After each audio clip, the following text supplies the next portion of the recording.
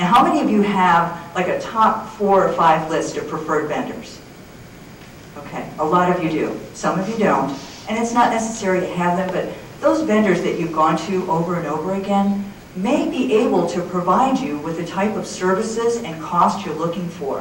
One of the most important things is to know up front how much this may cost. I have done entire presentations called sticker shock. And I call it sticker shock because a lot of times people will think, oh, I only have 20 gig that I have to deal with. Well, you know what? When it costs you $1,000 to do something with each of those gigabytes, $12,000 is a lot of money. And especially all up front. Remember the days when we first started, again I'm showing my age because I'm just very old, when we first started moving away from paper and into scanning. And our attorneys, our clients, oh my gosh, I'm not paying that much money up front because it was all of 7 cents a page to scan back then. And so it's the same with e-discovery, that sticker shock, that up front, oh my gosh, what am I going to pay? I have put into my project management process a cost budget for every case before we do anything. We put together a budget of what it's going to cost from cradle to grave just to process the information that we get. And we show that to our clients so that they know up front, this is what you're looking to pay. The clients and the attorneys can then make the decision as to whether or not they want to go forward. So that's, I think, a very important factor. And there's a lot of vendors out there now who are moving into this analytical arena, who will give you that opportunity to put stuff up in platforms such as Clearwell that you can look at for a low cost and save money by just taking out what you need. But it's very important to know what you want to do with that data. Sometimes you get sidewinded by that. And if that's a word, I'm very proud of myself. Thank you.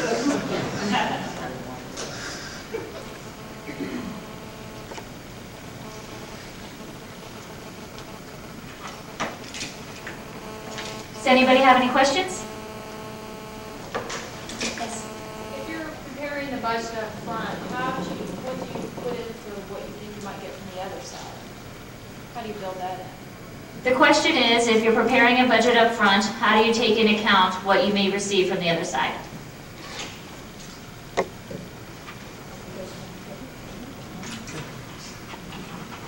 Well, it's more of an art than a science. And hopefully at the meet and confer, you have an understanding as to what is going to be produced and what the obligations are from the other side.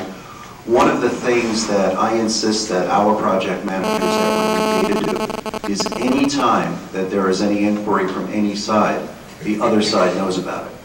We are a neutral third party when we're doing this e-discovery work. So we want to make sure that someone's not running the meter at someone else's expense. So that's one of the things you do. The other thing that you could do is you could say to your service provider, when you hit a certain level of expense, let me know. Stop. Immediately stop and call me. If something unusual is happening, stop and call me.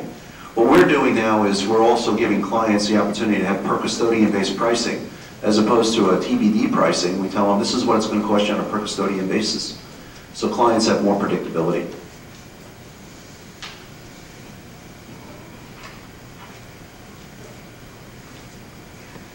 And I think the point is a very good one. The attorneys will know basically what they're going to be getting from the other side. Now this is a very different collection though, because remember, when we're dealing with our documents, we have the choice. We can do a targeted collection, we can do all this. With their documents, we don't have a choice. It is what it is. Whatever we get, we have to put up online so our attorneys can look at it.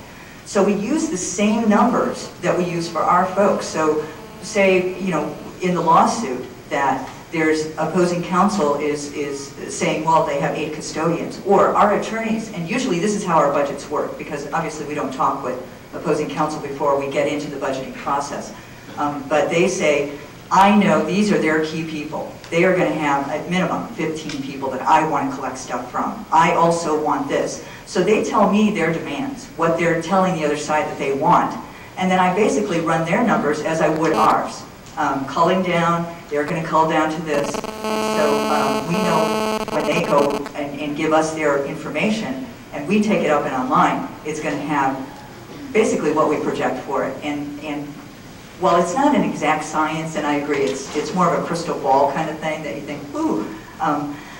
One of the things that I have found is that by using and measuring things beforehand, and then testing as the data is coming in during the life cycle, and I know a lot of times we don't have time to do that, but once in a while you get lucky and have a lull for a day or two. It usually works out. It truly does to that, 2.5 gig per person, and use that and always go above. Always make your budget go higher than you think it will. Never be conservative when you're putting together a budget, because it's always better to come a little bit under than it is to go over.